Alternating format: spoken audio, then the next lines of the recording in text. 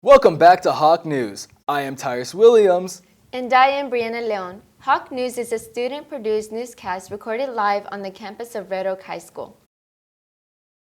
With the new school year comes new classes and new experiences. But for Red Oak High School students, the new year has come with new updates to the dress code. While the dress code has loosened up to allow students to wear any pattern, color, or stripe for tops and bottoms, the major changes to the dress code include clear backpacks, no hoodies, and IDs must be worn around students' necks at all times. Our student reporters spoke to staff and students this week to ask how the changes to the dress code have gone over on campus. And personally, I love the new dress code. I love how I get to wear what I want to wear, and it's not as strict as it was last year. Well, I think that it will be able to help keep kids safer around here, but it gives y'all the freedom to show your personalities. I had a student that I had last year walk by with his backpack. He was carrying it in his arms because his straps broke. So that kind of sucks too for y'all because you don't get to have more sturdy backpacks.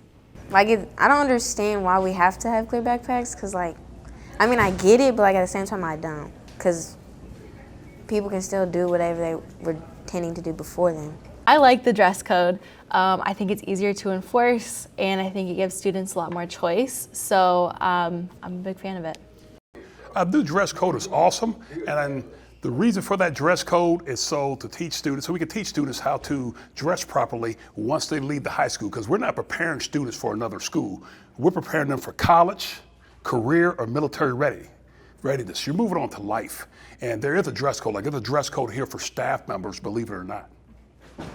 Last week, Red Oak High School Student Council hosted the pep rally for the school year. Hawk News TV reporters spoke to Student Council about how the event went. Yeah, success. I enjoyed being in it. It was really cool and fun. It was fun, but it was in between. It was different than what I thought it would be. I thought the pep rally personally was a really big success, and it seemed like a lot of people were really enjoying the pep rally. Yeah, I believe the crowd was really hyped about the games that we had planned, and our student leader Lila, she really helped the crowd be hyped. Do you go to the next question? You want to keep on the same question or? Yeah. We just really like the student involvement. We got to have a lot of student participation. I always have fun at the pep rallies, but I feel like we could have found a better way to get more people involved, because I know that in the crowds there was some people who were just sitting there who felt uninvolved the entire time. It went really good. I enjoyed it. It was fun. Thursday is senior picture retakes for students who missed the photo days. Senior students who missed the picture days in June will have one last opportunity on campus to take their senior pictures for the yearbook. Several students will also need to retake their senior picture due to dress code violations. An email sent to senior students includes the list of students who have already taken their senior picture for their yearbook. Prior communications had stated that caps would be included in the photo, but confirmation has been made that caps will not be included in the picture. If senior students do not take their picture on campus Thursday or set an appointment with Prestige at their studio, their picture will not be in the yearbook. Again, their photo will not be in the yearbook if they do not take their picture on Thursday. On Monday, the Red Oak ISD School Board called a special meeting to discuss the tax rate effectiveness for the school year. This meeting was called due to Texas tax code requiring a supermajority vote. The Red Oak ISD School Board voted 6-1 to reduce the tax rate. In a message sent to the district on August 30, Beth Tibble, the executive director of communications, stated, "While the district will receive more in taxes from local properties value increases, even with the reduced tax rate, the local increase is proportionately matched by a reduction in state funding. Red Oak ISD, in the end, did not receive a windfall for more funding based on local taxes increasing. In short, the more our community taxpayers pay, approximate addition of $2 million, the less state gives the district, approximate reduction of $2 million. Next week is National Substitute Appreciation Week. With school districts across the country still short on teachers, substitute teachers have been even harder to find. Red Oak ISD students and staff want to say thank you to all of our substitute teachers who serve Red Oak High School and Red Oak ISD. Princess Diana died 25 years ago, and today marks the 25th year anniversary of her death. On August 31st, 1997, after a late dinner at the Ritz Hotel in Paris, France, Princess Diana and 3 others were traveling in a Mercedes to escape the paparazzi when they lost control of the vehicle and crashed in a dangerous Paris traffic tunnel. Only bodyguard Trevor Rez Jones, who was sitting in the front seat of the vehicle, survived the crash. Despite having the love and adoration for the world, Princess Diana, she struggled during her life with the royal family and constant pressure from the paparazzi. Princess Diana, a pop culture icon who was admired for her grace and beauty, is still well known for today because of her legacy. The causes she spoke out for, such as mental health and AIDS awareness, and her 2 sons, Prince William and Prince Harry. When we return on Hawk News, we will have information on the MTV Awards show, and AV Film Club starts next week. I'm Monica Arrow from Omegason, and this is your Entertainment Corner.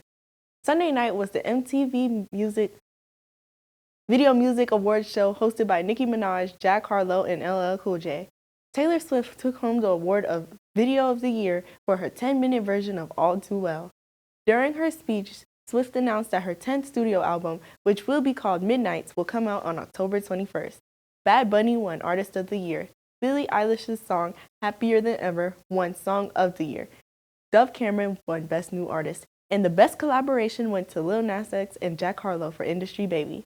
Over 20 fellow artists took home their own Moon Persons Awards. And speaking of Moon people, Johnny Depp made a surprise appearance as a Moon Person. Less than 3 months after his public victory in court against Amber Heard, Depp appeared digitally with his face in the helmet of a moon person floating above the stage. In his first public appearance since the trial, Depp admitted to needing the work and later shared that he was available for birthdays, weddings, and other events. Next Tuesday will be the first meeting of the year for Red Oak High School AV Film Club. The meeting will be after school in room A114. And in honor of National Cinema Day, movie tickets at select theaters across the country are just $3 on September 3rd. The $3 tickets are to encourage young movie watchers to return to the cinema, especially as the COVID pandemic forced moviegoers to stay home and stream their favorite films. Well, that's all I have in your Entertainment Corner, but don't go away, your sports report is next. I'm Steven Salas, and this is your sports report. Last Friday night, the Hawks varsity football team hosted the Colony at Billy Goodloe Stadium. The Hawks led at the end of the first quarter 16-7, but 2 touchdowns in the second quarter for the Colony gave them the 21-16 lead. But your Hawks would close out the first half strong, however, as they scored at least a late second quarter touchdown to take the 24-21 lead into the half. The Hawks would never trail in the game again, as they scored 2 early touchdowns in the third quarter and then scored 2 more touchdowns after the Colony had cut the lead down to 3 at the end of the third. In the final 3 minutes of the game, your Hawks' very own Commandre Yancey forced a late interception to seal the win, and your Hawks started off the season 1-0 with a 51-43 win. Over the weekend, the Lady Hawks volleyball team competed in the Arlington Invitational Tournament at Arlington ISD. Elena Guerrero was named All-Tournament because of her performance in the tournament. On Tuesday night, sadly, the Lady Hawks played their hardest against the Waxahachie High School in a non-district rivalry game. The Lady Hawks lost in a 3-0 set. Upcoming games. Now for your upcoming games this week. The Hawks JV football team will play against South Oak Cliff at away, and the Hawks varsity tennis team plays against Lancaster at home on Thursday. The Hawks cross-country team will compete and James Smith Invitational at 7 a.m. on Friday morning. The Hawks varsity football team will travel to Arlington on Friday night to play against the Arlington Seguin Cougars.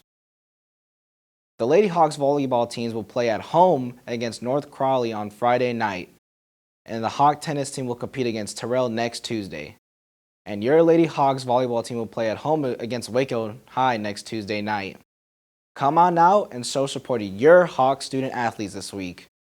Well, that's all I have for you for your sports report, but don't go away. We'll be right back after this break.